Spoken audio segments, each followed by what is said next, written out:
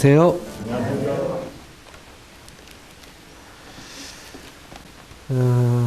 4세기경에 한 제롬이라는 성경학자가 있었습니다. 그 제롬이 쓴 책에 우리가 지금 살펴보고 있는 사도 요한, 이 요한에 대한 에피소드가 하나 있는데 아마 이 에피소드가 조금 이렇게 구전되면서 좀 다른 형태로 또 바뀌어 있는 것 같기도 한데요. 우리가 잘 아는 것처럼 그 사도 요한이 연로한 때에 제자들이 이제 이 사도에게 많이 물었다고 하죠. 왜 이렇게 자꾸 자녀들아 서로 사랑하라, 서로 사랑하라 이 말씀만 계속 반복하십니까? 그때 요한이 이제 이렇게 대답했다고 합니다. 왜냐하면 그것이 주님의 명령이기 때문이다.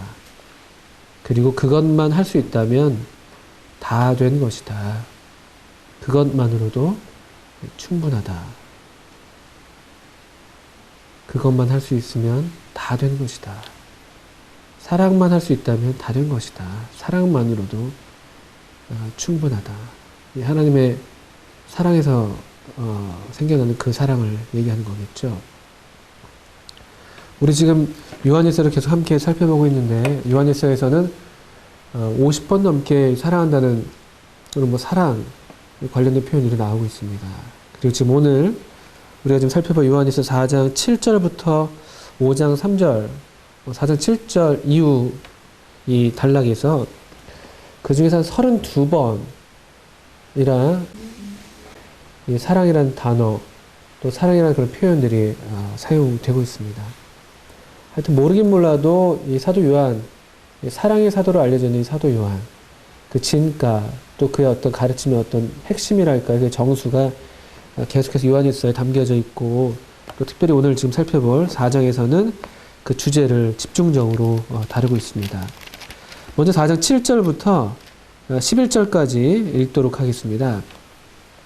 제가 한번 읽어보겠습니다. 사랑하는 자들아, 우리가 서로 사랑하자.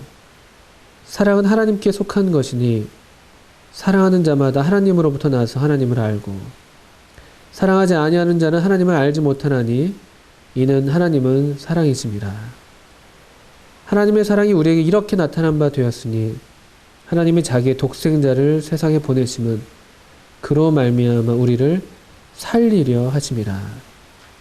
사랑은 여기 있으니 우리가 하나님을 사랑한 것이 아니요 하나님이 우리를 사랑하사 우리 죄를 속하기 위하여 화목제물로 그 아들을 보내셨습니다. 사랑하는 자들아, 하나님이 이같이 우리를 사랑하셨은즉 우리도 서로 사랑하는 것이 마땅하도다. 자, 먼저 11절까지 읽었습니다. 7절에 사랑하는 자들아, 또 11절에 사랑하는 자들아, 이렇게 일부러 이제 11절까지 끊어 읽으면서 처음과 끝을 사랑하는 자들아라는 단어를 사용한 구절로서 좀 잡아봤는데 이 단락 안에서 사랑이라는 단어가 얼마나 많이 지금 우리가 읽을 때 들렸는지 한번 느껴보셨을 수 있었겠습니다. 사랑은 하나님께 속한 것이다. 사랑하는 자마다 하나님으로부터 나서 하나님을 알고. 우리 어릴 때 유치원에서 이제 애들 어디 뭐 동네에 이제 견학 간다거나 놀이동산 같은 데 놀러 갈 때 애들 줄 세워서 갈 때 이제 많이 하는 뭐 줄도 맞추고 또 속도도 맞추면서 하는 게 이제 뭐 오리 꽥꽥 그 있지 않습니까? 오리 하면 이제 애들이 꽥꽥 뭐 있죠? 강아지 네, 뭐 잘 오고 계십니다. 멍멍 뭐 이런 식으로 하지 않습니까? 마찬가지로 만약에 이제 이런 식으로 어떤 그 유치원 애들을 데리고 가면서 그런 식으로 이제 구호를 하다가 하나님 했으면은 요한 또는 요한의 제자들만큼은 또는 뭐 비단 요한의 제자뿐만 아니라 이 요한의 가르침을 따라서 우리가 지금 성경을 통해서 하나님을 알고 있는 사람들이라면 하나님 하면은 뭐 사랑 뭐 이렇게 하면서 갔었을 것입니다. 또 그 비유를 좀 계속 들어서 말씀을 드리자면은 사랑은 하나님께 속한 것이다. 사랑하는 자마다 하나님으로부터 나서 하나님을 알고 사랑하지 아니하는 자는 하나님을 알지 못한다. 이 지금 사랑과 하나님으로부터의 난 것과 지금 연관을 시켜서 얘기하고 있는 것이죠. 그러니까 오리 하면 꾀꾀인 것입니다. 오리가 멍멍할 수가 없는 것이죠. 아무리 뭐 요즘에 제2 외국어 시대 뭐 할지라도 자기 언어밖에 못하는 거죠, 동물들이요. 오리는 꾀꾀이고 강아지는 멍멍이고 고양이는 야옹야옹인 것처럼 다른 말을 할 수 없는 것처럼요. 사랑하지 아니하는 자, 그러니까 하나님께로부터 난 자만이 사랑을 할 수가 있는 것이고 하나님께로부터 나지 않고서는 절대로 사랑을 할 수가 없다는, 그렇게 우리가 읽을 수 있는 말씀입니다. 사랑하지 아니하는 자는 하나님을 알지 못한다. 왜? 이는 하나님이 사랑이시기 때문에. 하나님은 사랑이시다.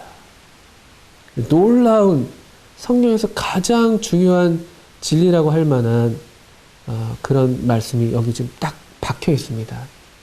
그래서 어거스틴이라는 학자는 이 성경에서 또 요한일서에서 이 사랑에 대한 많은 말들이 다 없어진다 할지라도 이 한마디만 있다고 할 것 같으면 그걸도 충분하다라고 말도 했다고 합니다. 하나님은 사랑이시다. 그렇기 때문에 하나님께로부터 난 자들, 하나님부터 난 자들은 그 하나님의 속성, 그 어떤 생명의 이 특성을 그대로 갖고 있기 때문에 사랑하게 되는 것입니다. 강아지가 그냥 그 강아지로 낳기 때문에 멍멍, 가르치지 않아도 멍멍하는 것처럼요. 그건 하나의 부인할 수 없는 그런 속성이라는 것이죠. 그래서 그리스도인에게 있어서 하나님께로부터 낳은 사람들에게 있어서 사랑은 결코 부정될 수 없는, 아무리 감추려고 해도 감춰질 수 없는 그런 속성이라는 것이죠. 또 이런 어떤 이 속성에 따라서 우리 일반적인 그 사랑을 얘기할 때도 세상에서 그 감출 수 없는 것, 또 참을 수 없는 것이 두 가지가 있다고 하면은 사랑, 그리고 재책인가요? 기침인가요? 참을 수 없다고 그러잖아요. 숨길 수도 없고. 하물며 그냥 우리 일반적인 사랑에서도 그렇다고 할 것 같으면은 하나님께로부터 낳은 사람들이 갖고 있는 이 본능적인 하나님을 향한 사랑, 사람들을 향한 사랑은 이건 너무나도 확실한 증거이고 하나님께로 난 자만이 할 수 있는 바로 그것이라는 것이죠. 덜어들 흉내내기도 합니다만 흉내낸다고 그게 복제되는 것이 아닙니다. 사랑하지 않는 사람은 그래서 하나님을 알지 못한다. 사랑하지 않는 사람은 하나님을 알지 못한다. 이 열매로서 그 나무를 아는 것인데 성령의 열매에 제일 처음 나오는 것이 사랑이죠, 사랑. 물론 그것이 하나의 이제 단수 형태로 되어 있어서 그걸 다 일일이 구분해서 우리가 이해합니다만 또 그러나 하나로 볼 수 있는 것이지만 그런데 제일 먼저 바울은 성령의 열매를 사랑이라고 얘기했습니다. 이 사랑만큼 분명하고 확실하고 감출 수 없는 하나님 생명의 특징이 없는 것입니다. 그런데 하나님은 사랑이시다. 이 놀라운 진리, 놀라운 진술이 여기 있는데 여기 딱 박혀 있는데 그것이 만약에 그냥 하나님은 사랑이다라는 그냥 문장으로만 거했다면은, 문장으로만 남아있었더라면 그것이 우리랑 별로 상관이 없었을 것입니다. 그런데 9절에 나오는 것처럼 이 하나님의 사랑, 사랑이신 하나님이 사랑하시는 이 하나님의 사랑이 놀라운 것은 우리에게 나타난 바 되었다는 것입니다. 하나님이 우리에게 이렇게 나타난 바 되었으니. 사랑이 표현되지 않으면 그것 참 사랑인 줄 알지 못하잖아요. 물론 표현되지 않은 사랑, 또 속 깊은 사랑들이 우리가 있어서 어림잡아서 또 그 마음이 느껴져서 우리가 덜어 짐작은 합니다만 사랑은 표현되어야지 알 수가 있는 것이죠. 하나님의 사랑이 놀랍게도 나타났습니다. 나타나서 다행입니다. 나타나지 않았더라면 우리가 알 길이 없었던 것이죠. 마치 그 말라기서의 이스라엘 사람들처럼 하나님이 내가 너희를 사랑하였다라고 말씀하시는데 언제 우리를 사랑했습니까? 어떻게 우리를 사랑했습니까? 이렇게 되물었잖아요. 물론 그들에게 하나님의 사랑이 나타나지 않아서 그런 것이 아니었는데 그들에게도 충분히 하나님께서 이 특별한 사랑을 계속해서 나타내 보이셨는데도 그들이 혹방 일으켰는데요. 그럼에도 불구하고 하나님이 하나님의 사랑을 나타내시기를 멈추지 않으셨습니다. 왜냐하면은 하나님 사랑이시니까. 이 자식들 봐라, 이 녀석들 봐라, 내가 어떻게 사랑했는데 우리 가끔 부모로서도 우리 애들한테 그런 생각이 들 때가 있잖아요. 근데 하나님은 그렇게 안 하셨다는 것이죠. 그럼에도 또 나타내셨습니다. 옛적의 선지자들로 여러 부분과 여러 모양으로 말씀하셨던 하나님이 마지막 때는 그 아들로 우리에게 말씀하셨다. 히브리서 1장에 제가 비슷하게 인용한 말씀 같은데요. 옛적의 선지자들로 여러 부분과 여러 모양으로 우리 조상들에게 말씀하신 하나님이 이 모든 날 마지막에 아들로 우리에게 말씀하셨으니 이는 하나님의 영광의 광채이시요 그 본체의 형상이시라. 하나님의 영광의 광채, 그 본체의 형상이 아들을 통해서 드러났습니다. 하나님의 영광은 어떤 영광입니까? 하나님이 사랑하시기 때문에 빛나는, 사랑이시기 때문에 아름다우신 그 영광이고요. 하나님의 본체의 형상이 무엇입니까? 거룩한 사랑, 영원한 사랑, 변함이 없는 사랑. 그것을 이 마지막 날에 아들로 우리에게 말씀하셨다. 하나님의 사랑이 우리에게 이렇게 나타난 바 되었다. 나타났다. 얼마나 다행인지 모릅니다. 얼마나 부인할 수 없는, 부정할 수 없는 하나님 사랑의 확증인지요. 왜냐하면은 이렇게 나타났다고 말씀하시는데 어떻게 나타내냐면은 하나님이 자기의 독생자를 세상에 보내시면 그로 말미암아 우리를 살리려 하십니다. 하나님의 사랑은 어떻게 나타났는가? 자기의 독생자를 세상에 보내셨다. 자기의 독생자를 세상에 보내셔서 그로 말미암아 우리를 살리려 하십니다. 독생자 아들, 하나밖에 없는 유일하신 아들을 세상에 보냈다. 보냈다는 것이 그냥 관광 보낸 것이 아니잖아요. 무지한 사람들의 손에 내어주셨습니다. 무지한 사람들이 그 귀하신 아드님께 어떻게 행할 것을 아시면서도 자기의 독생자를 보내셨다고요. 그 손에 내어주셨다고요.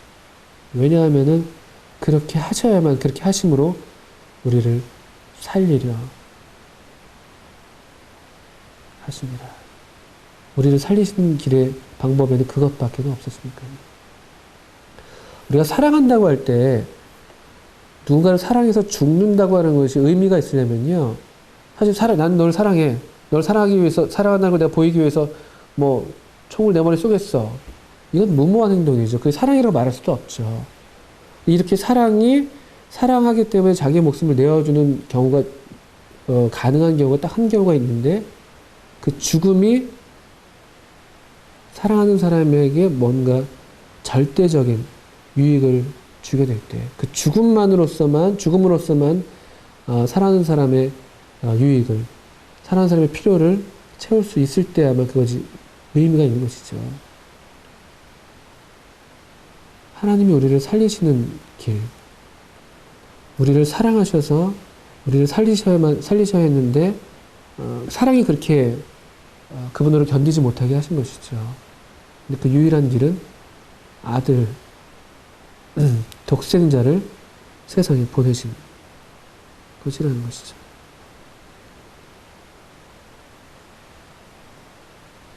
이게 얼마나 분명한 사랑이고 부인할 수 없는 사랑입니까? 로마서 5장 8절에서는 이 말씀을 우리가 더욱 확실하게 나타내 보여주고 있죠. 로마서 5장은 5장 6절에서는 우리가 연약할 때라는 표현을 썼습니다. 그리고 우리가 아직 연약할 때 기약대로 그리스도께서 경건하지 않은 자를 위하여 죽으셨도다. 의인을 위하여 죽는 자가 쉽지 않고 선인을 위하여 용감히 죽는 자가 혹 있거니와 8절 우리가 아직 죄인 되었을 때 그리스도께서 우리를 위하여 죽으심으로 하나님께서 우리에 대한 자기의 사랑을 확증하셨느니라. 하나님께서 우리를 사랑하신 사랑을 확증하셨습니다. 더 이상의 증거가 필요 없을 정도로 그 사랑을, 우리를 향한 사랑을 나타내 보이셨습니다. 더 이상 어떻게 표현할 수 없게끔 그 가장 극치로서 이 사랑을 나타내 보이셨는데 우리가 죄인 되었을 때 그리스도께서 우리를 위하여 죽으심으로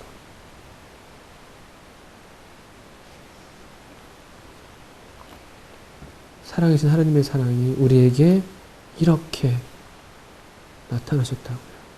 누가 이 사랑을 의심할 수 있겠어요? 누가 이 사랑을 부인할 수 있겠습니까?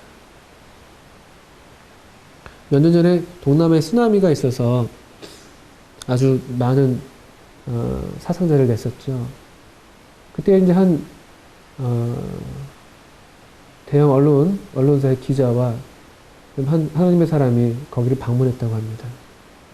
거기 이제 쓰나미 때문에 아들을 잃은, 자녀를 잃은 이제 부모들이 오열하고 있었습니다. 그때 그 기자가 이렇게 질문했다고 그러죠.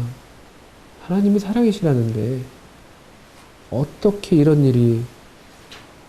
일을 허락하십니까? 어떻게 이런 일이 일어나도록 방관하십니까? 하나님이 사랑이시라면서 어떻게 저 부모들에게서 사랑하는 자녀들을 앗아가도록 그냥 내버려 두십니까? 너무 마음이 아프니까, 너무 분노에 차서 그렇게 질문을 퍼부었다고 합니다. 근데 그 하나님의 사람이, 그 목사님이 아주 정직하게 대답했다고 그러시죠.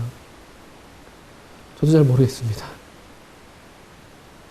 하나님이 어떻게 이런 일을 허락하시는지 저도 잘 모르겠습니다. 그런데 제가 아는 한 가지는 하나님은 우리를 사랑하셔서 자기 아들을 아끼지 아니하시고 내어주셨다는 사실입니다.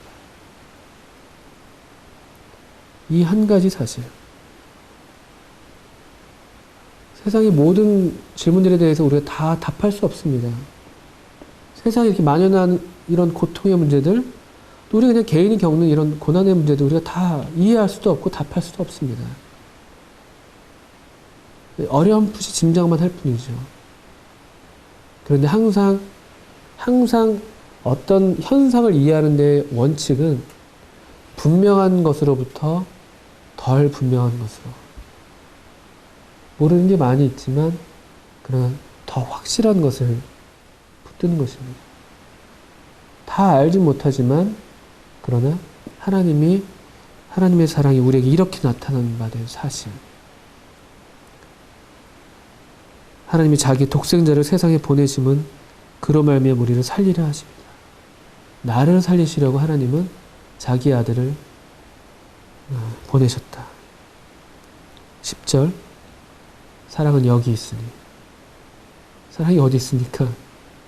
많은 사람들이 사랑을 찾아서 헤매고 있습니다. 참 사랑은 그 어디에.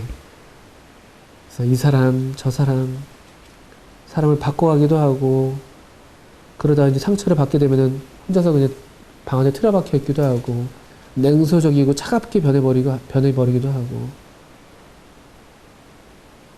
다들 사랑을 찾고 있습니다. 도대체 사랑이 어디에 있는가? 성경이, 사도 요한이 대답합니다. 사랑은 여기 있다. 사랑은 여기 있다. 우리가 하나님을 사랑한 것이 아니요 하나님이 우리를 사랑하사 우리 죄를 속하기 위하여 화목제물로 그 아들을 보내셨습니다. 자기의 독생자를 세상에 보내셨는데 왜 보내셨냐? 우리를 살리려고 보내셨다고 하는데 어떻게 살리시냐면요, 우리 죄를 속하기 위해서 화목제물로 그 아들을 보내셨다는 것입니다. 우리는 죄 때문에 죽을 수밖에 없었는데 하나님이 당신의 아들을 화목제물로 보내셨다는 거예요. 아들을 제물 삼는 아버지. 우리 구약에서 어렴풋이 봤던 그림입니다. 아브라함에게 하나님이 이삭을 제물로 바치라는 그런 명령을 하셨었죠. 그때 아브라함이 놀라운 믿음으로, 놀라운 순종으로 아들을 제물로 바치는 데 이르기까지 하나님께 순종하려고 했습니다. 그때 하나님께서 아브라함을 부르시면서 그에게 손을 대지 말아라. 네가 나를 경외하는 줄 내가 이제야 알겠다. 그래서 한 어린 양을 예비하셨잖아요. 하나님은 아브라함에게 자기 아들을 바치라고 하셨지만 바치지 못하게 막으셨습니다. 하나님은 그런 분이세요. 사랑의 하나님은 우리로 하여금 그 사랑의 본성상 우리로 극심한 고통을 당하는 걸 원치 않으시는 것이죠. 이런 이방 신들은 그랬었습니다. 인신공양이라고 그러죠. 인신공양. 자기 자녀들을 제물로 바치는 것이죠.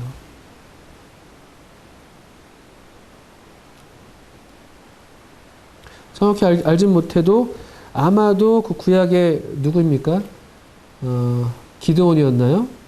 기드온이 승리를 하고 돌아와서 하나님께 서원해서 제일 먼저 나를 영접하는 일을 내가 하나님께 제물로 바치겠다고 했을 때 딸이 나왔었죠. 그때 그 딸을 어떻든 바쳤다고 되어 있습니다. 아마도 그 당시에 이방 풍습을 따라서 인신공양의 제물로 딸을 드렸던 것처럼 보입니다. 하나님이 아주 가증히 여기시는 거죠, 사실은요. 아주 가증히 여기시는 것을 하나님의 이름으로 행했던 것 같습니다. 그래서 어떤 분들은 이럴 수가 없었을 것이다. 아마도 그냥 딸을 그냥 처녀 상태로 그냥 평생 처녀로 독신 상태로 지내도록 한 것일 거다. 이렇게 해도 이제 좀 완화시키기도 합니다만 그 당시의 영적인 그런 황폐함, 영적인 무지를 고려해 봤을 때 저는 개인적으로 딸을 죽였을 거라고, 제물로 바쳤을 거라고 생각해요. 여호와의 이름으로. 그 맹세 때문에. 하나님 가증히 여기시는 것이었죠. 너의 자녀를 이방신에게 드리지 말아라. 미가서에서도 그런 말을 하지 않습니까? 내가 무엇을 가지고 여호와께 나아갈까? 내 몸의 열매로서 드릴까? 내 몸의 열매는 자녀를 얘기하는 거거든요. 그때 대답하시네요. 사람아, 그런 거 아니다. 하나님 원하시는 게 그런 게 아니야.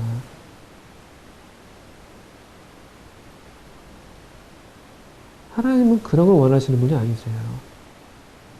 그런데 자기 아들을 화목제물로 보내줬다는 것입니다. 우리를 살리기 위하셔서, 우리 죄를 속하기 위하셔서. 이게 하나님의 사랑입니다. 이게 사랑입니다. 사랑은 여기 있다. 사랑은 뭐냐? 사랑은 가장 아끼는 것을 아끼지 않기까지 내어주는 것. 자기 아들을 아끼지 아니하시고 우리 모든 사람이 내어주시니까 자기 아들을 아끼지 아니하시고 얼마나 사랑스러운 아드님이신데요. 얼마나 귀하신 아드님이신데요. 저는 언제가 저희 큰아이를 낳고 나서 얼마 안 됐을 때 이제 아이가 어리니까 아이를 안고 그 예배 시간에 예배를 드렸던 적이 있었습니다. 근데 문득 이 말씀이 생각났었어요. 로마서 8장의 말씀이었죠. 저는 그 아이가 너무 귀여워서 첫 아이니까요. 그 다음부터 또 달라질 수 있겠습니다만 첫 아이니까 너무 그게 사랑스럽고 귀하고 그런 마음이 참 이렇게 가슴에 품고서 예배를 드리고 있었는데 문득 우리 주님의 몸을 상징하는 그 만찬 예식의 떡을 보다가 나는 이렇게 내 아들이 이렇게 아끼는데 하나님은 얼마나 그 아드님을 아끼셨을까. 한 번도 하나님께 거역하지 않으셨다. 그분의 영원한 기쁨의 대상, 온전한 즐거움, 그 아드님을 아끼지 않으셨다라고 생각했을 때 제 마음에 참 감동이 있었습니다. 사랑은 여기 있다. 우리가 하나님을 사랑한 것이 아니요.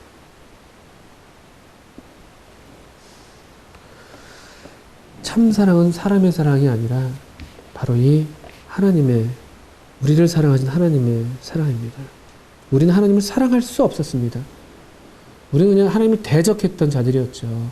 우리는 세상에 속해서 악한 죄에게 속해가지고 하나님을 대적하고 하나님의 원수가 되었던 자들이었다고 에베소서에서 말씀하고 있지 않습니까? 우리는 하나님을 사랑하지 않았습니다. 그런데 하나님은 우리를 사랑하셨습니다. 여기에 사랑이 있습니다. 11절 사랑하는 자들아 하나님이 이같이 우리를 사랑하셨은지 하나님이 이같이 우리를 사랑하셨다. 이거는 요한복음 3장 16절 말씀을 떠올리게 하는 표현이죠. 하나님이 세상을 이처럼 사랑하셨다. 사랑하는 자들아.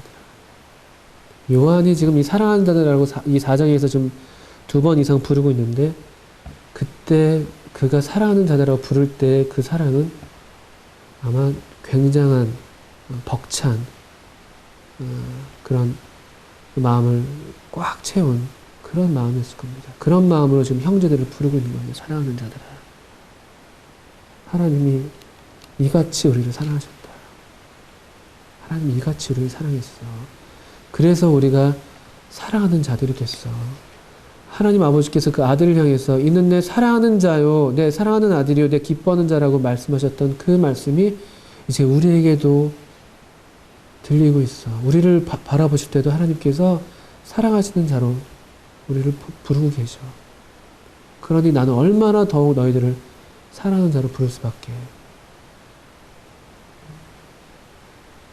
사랑하는 자들아, 하나님이 이같이 우리를 사랑하셨은즉 우리도 서로 사랑하는 것이 마땅하도다. 어느 누구라고 이 사랑의 논리를 부정할 수 있겠어요? 하나님이 이같이 우리를 사랑하셨다면은 우리가 어떻게 서로 사랑하지 않겠냐는 것이죠. 하나님의 의무로, 당연한 의무가 되는 것이죠. 로마서 12장에서 그러므로 형제들아 내가 하나님의 모든 자비하심으로 너희를 권하노니 너희 몸은 하나님이 기뻐하시는 거룩한 산 제사로 드리라. 이는 너희의 드릴 영적 예배니라. 또는 이는 너희가 드릴 마땅한 reasonable, 그냥 합당한, 그것이 참 합리적인 것이다. 그렇게 얘기하고 있는 것과 똑같은 이치인 것입니다. 그러므로 하나님이 이같이 우리를 사랑하셨으니 우리도 서로 사랑하는 것이 너무나 마땅하다. 도리도 도리거든요. 도리. 얼마나 놀라운, 얼마나 확실하고 얼마나 부정할 수 없는 하나님의 크신 사랑이고 또 우리가 이 하나님의 사랑이 얼마나 빚져 있는지, 이렇게 우리가 크게 사랑받은 우리인데 우리가 어떻게 서로 사랑하지 않겠냐는 것이죠. 어떻게 우리가 그렇게 큰 빚을 탕감받은 이로써 백대내려는 빚인 우리의 동물을 목을 막 껴안고 감옥에 쳐넣을 생각을 하고 있는지, 얼마나 우리는 우리의 사랑하는 형제들을, 마땅히 사랑해야 할 형제들을 우리 마음의 감옥에다가 가둬두고, 아주 좁은 데다 가둬두고 내 마음을 꽉 닫고 있는지,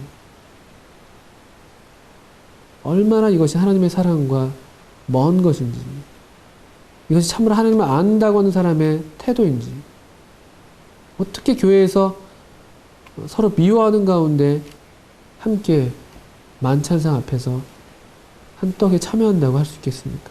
한 떡에 상징하는 것이 우리가 바로 이 사랑 안에서 하나님의 자녀된, 하나님께로서 난자된 한 몸이라는 진리인데 어떻게 우리가 거리낌 없이 그렇게 만찬상을 대하고 있습니까? 휙 등 돌려서 집회가 끝나자마자 등 돌리고 서로 미워하는 소리를 해대면서 눈을 흘겨가면서 어떻게 우리가 뻔뻔하게 하나님의 만찬상 앞에 나올 수가 있는 것인지요. 우리 만찬상 앞에서 우리의 마음이 주님의 몸이 깨어졌던 것처럼 우리도 깨어져야 하는 것이죠. 부서진 심령이 되어야 하는 것입니다. 우리가 사랑하지 못했던 그 사람들을 기억하면서, 우리가 용서하지 못했던 우리의 지체들을, 우리의 형제자매들을 기억하면서 우리 마음이 부서져야 되는 것입니다. 상황을 통회하는 심령으로 만찬상 앞에 있어야 되는 것이죠. 회개하고 돌이켜서 화해하고 용서하고 그래야 하는 것입니다. 그렇지 않다면은 이 만찬 예식은 그냥 하나의 의식으로, 누구를 위한 건지도 모르겠어요. 그렇게 하나님의 몸을 멸시하는, 업신여기는, 함부로 대하는 그렇게 될 수가 있다는 것입니다. 하나님이 이같이 우리를 사랑하셨은지 우리도 서로 사랑하는 것이 마땅합니다. 이제 12절입니다. 어느 때는 하나님을 본 사람이 없으되 만일 우리가 서로 사랑하면 하나님이 우리 안에 거하시고 그의 사랑이 우리 안에 온전히 이루어지느니라. 어느 때는 하나님을 본 사람이 없으되, 요한복음 1장에서도 같은 말씀이 있죠. 하나님을 볼 수가 없습니다. 하나님은 영이십니다. 또 거룩하신 하나님을 거룩하지 않은 우리 피조물이 보게 될 때는 죽임을 당했었던 것이죠. 하나님을 볼 수도 없었고 본 사람도 없었습니다. 그런데 요한복음 1장에서는 그 독생하신 아드님께서 이 하나님을 우리에게 나타내셨다면은, 여기 요한일서에서는 이 독생하신 아드님, 하나님의 품속에 있는 독생자, 그 아드님의 몸된 이 형제 자매들이, 우리라고 불리고 있는 이 하나님의 몸된, 그리스도의 몸된 교회가 서로 사랑하면 하나님이 우리 안에 거하신다. 그분의 어떠하심이, 하나님의 어떠하심이 서로 사랑하는 이 형제 자매들을 통해서 드러나게 된다는 것입니다. 하나님을 볼 수는 없지만, 여전히 볼 수는 없지만 하나님의 어떠하심이 몸을 통해서 드러나는 것이죠. 그의 사랑이 우리 안에 온전히 이루어지느니라. 그분의 사랑이 온전하지 않았다는 말씀이 아니라 그 온전하진 사랑이 우리에게도 온전한 형태로 나타나게 된다는 것입니다. 우리가 서로 사랑할 때. 그것이 하나님의 사랑에 도달해야 될 목적인 것이죠. 하나님의 사랑 그 자체로 온전하지만 우리가 이 하나님의 사랑을 따라서 그분 사랑의 강권함을 받아서 서로 사랑하게 될 때 그분의 사랑이 우리 안에서 온전해지는 것입니다.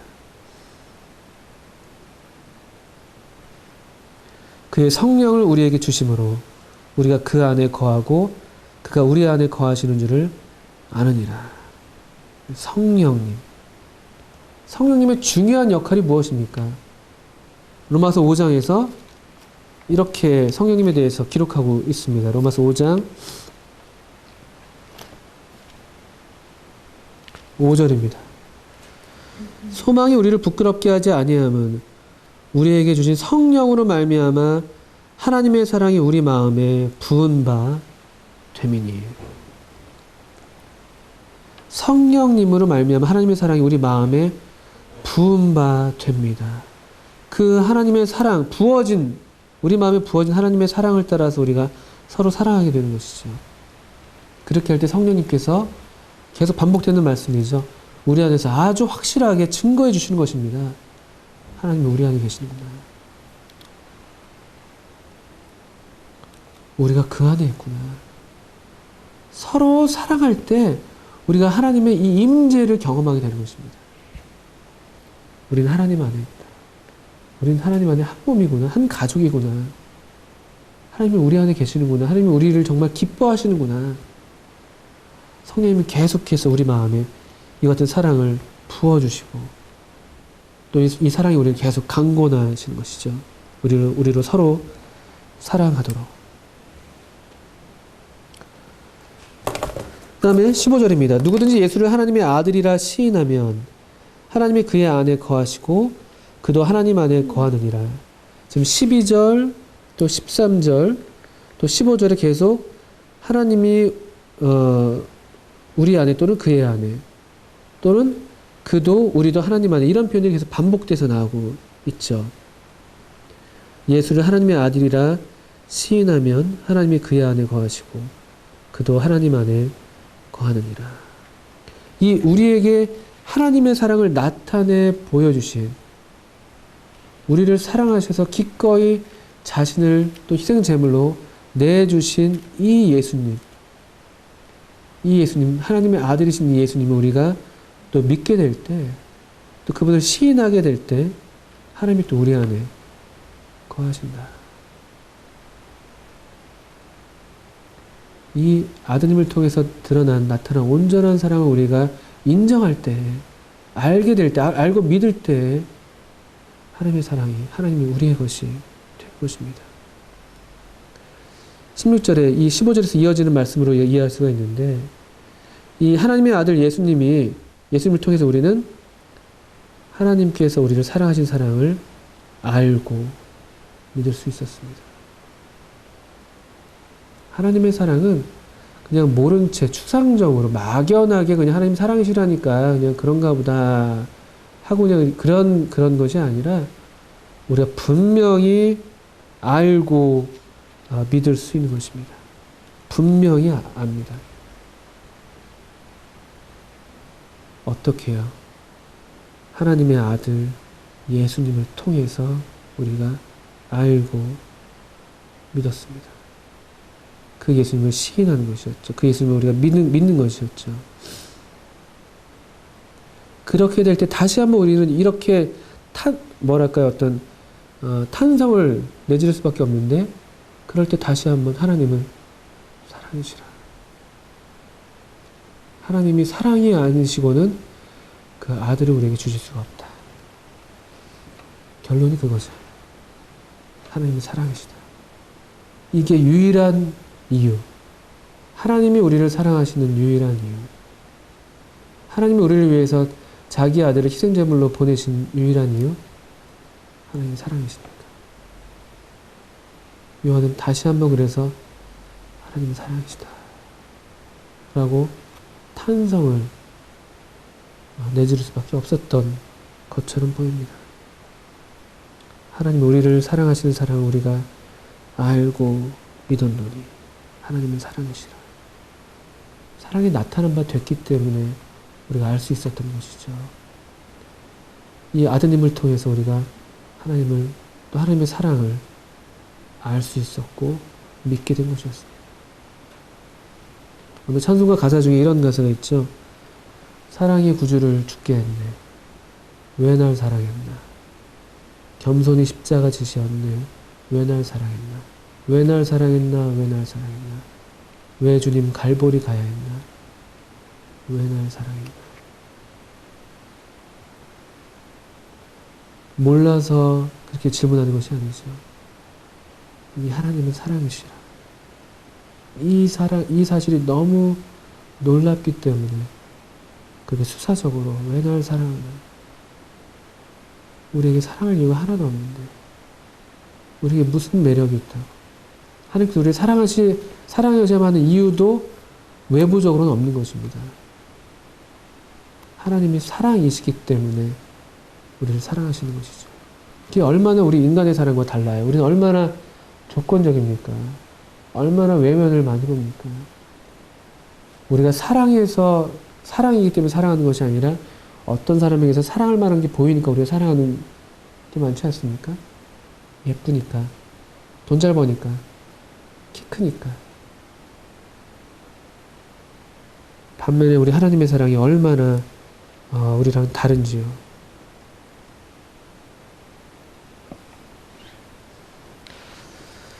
사랑 안에 거하는 자는 하나님 안에 거하고 하나님도 그의 안에 거하시느니라. 이 하나님과의 친밀한 이런 사귐, 상호 내재라고 말할 수 있을까요? 이게 말도 안 되는 것이죠. 하나님이 우리 안에 계시고 우리도 하나님 안에 있다. 논리적으로는 말이 안 되지만 경험적으로는, 영적으로는 말이 되는 역설적인 진리가 계속해서 반복되고 있죠. 하나님이 우리 안에, 우리가 하나님 안에 있게 되는 것 네 가지가 얘기되었습니다.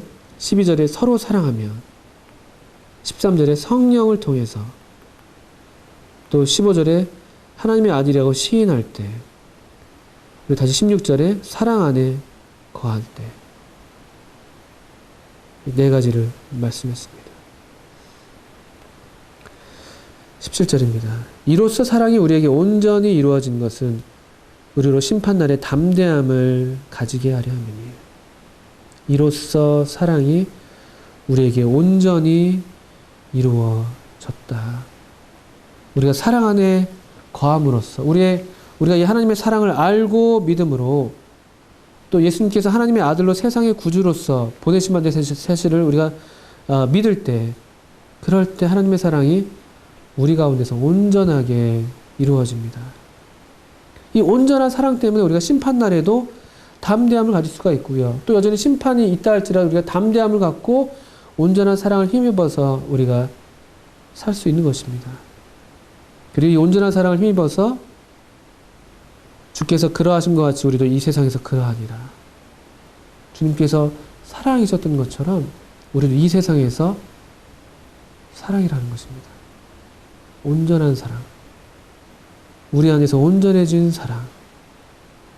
온전히 그 목적을 성취한 사랑이 우리로 계속해서 살아가게 합니다. 그 사랑은 우리로 두려움 없게 만드는 사랑이죠. 18절입니다. 사랑 안엔 두려움이 없다. 온전한 사랑이 두려움을 내어줍니다. 얼마나 많은 사람들이 사랑하기를 두려워합니까? 상처받을까봐. 또 전에 받았던 상처, 전에 받았던 어떤 거부, 거절, 그런 경험들 때문에 우리가 얼마나 두려워하고 주저합니까? 우리 마음을 열기를 어려워하고, 들키면 안 될 것처럼 보이고, 센 척하고, 차가운 척하고, 괜찮은 척하고, 우리가 얼마나 두려움 때문에 우리 주변으로 많은 벽들을 쌓아둡니까? 누가 우리 경계 안에 침입해 오는 것처럼만 보이면은 얼른 경계태세를 하지 않습니까? 괜히 이 사람한테 얽혔다가 내가 상처받는 거 아니야? 나중에 이용당하는 거 아니야? 그런 두려움들 가운데 사람들이 살아가고 있습니다. 사랑한다고 하지만 내내 두려워하죠. 사랑한다고 하지만 먼저 다가서지 못합니다. 두려우니까. 그런데 이 온전한 사랑은 두려움을 내어줬습니다. 나는 그분 안에 있구나. 그분이 내 안에 있구나. 와, 정말 그분이 아드님을 통해서 나를 사랑하신 사실이 너무나 확실하구나. 이 온전한 사랑을 지금 알고 믿고 그 사랑 안에 거하고 있을 때 우리의 모든 두려움의 장벽들이 무너져 내립니다. 두려움이 물러갑니다. 온전한 사랑은 두려움을 내어쫓는 법이죠. 그리고 우리도 우리 주님이 하셨던 것처럼 먼저 사랑할 수 있게 되는, 먼저 용기 낼 수 있게 되는 그런 모양이 되는 것이죠. 19절을 보니까 우리가 사랑하면 그가 먼저 우리를 사랑하셨습니다. 먼저 우리를 사랑하신 그 사랑을 힘입어서 우리도 사랑할 수 있게 되는 거예요. 사랑에 있어서 우리도 다른 사람을 사랑하는 데 있어서 우리도 주도권을 갖게 되는 것입니다.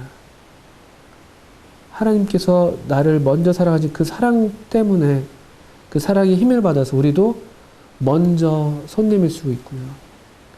먼저 용서할 수 있고, 먼저 안아줄 수 있고, 먼저 미안하다고 말할 수 있고, 또 먼저 사랑함으로써 기꺼이 아픔을 감수할 그런 데까지 갈 수가 있는 것이죠. 먼저 사랑하는 사람이 또 그만큼 많이 사랑하는 사람이 더 아픈 법입니다. 더 상처가 많은 법이죠. 그 사람들이 먼저 사랑하려고 하지 않잖아요.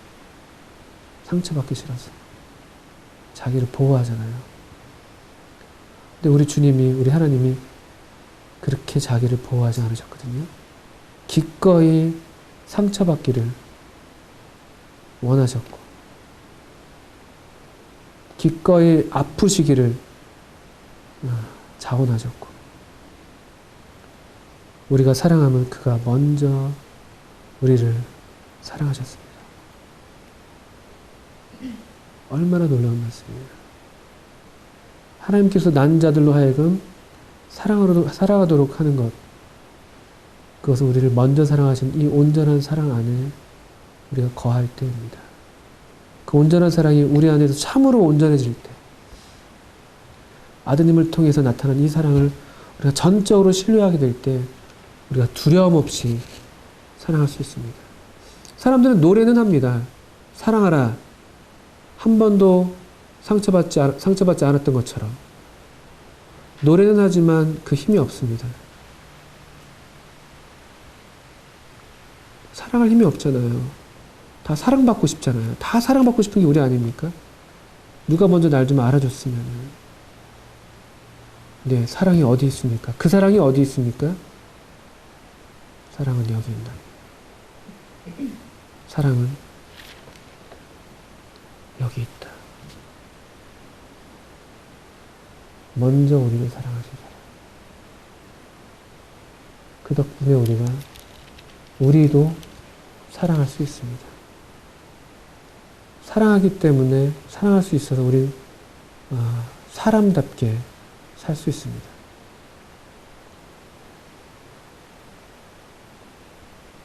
그래서 누구든지 하나님을 사랑하노라 하고 그 형제를 미워하면 거짓말하는 거예요.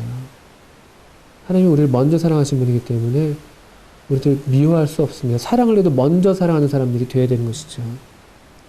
보는 바 그 형제를 사랑하지 않는 자는 보지 못하는 바 하나님을 사랑할 수가 없습니다. 우리가 믿는 일에 있어서는 보이는 것으로 하지 않고 보이지 않는 것으로 우리가 믿고 바라지만 우리가 사랑하는 일에 있어서는 보이는 것부터입니다. 언제든지. 사랑은 항상 구체적이고 실제적인 것부터입니다. 보는 바 그 형제를 사랑하지 않는 자는 보지 못하는 바 하나님을 사랑할 수 없습니다. 먼저 사랑하신 그분의 사랑 안에 거하십시오. 사랑 안에 거하는 자는 하나님 안에 거하고 하나님도 그의 안에 거합니다. 그렇기 때문에 우리는 담대함을 갖습니다. 먼저 사랑할 수 있습니다. 이렇게 살기를 원치 않으세요? 사랑하는 사람만이 사람다운 사람입니다.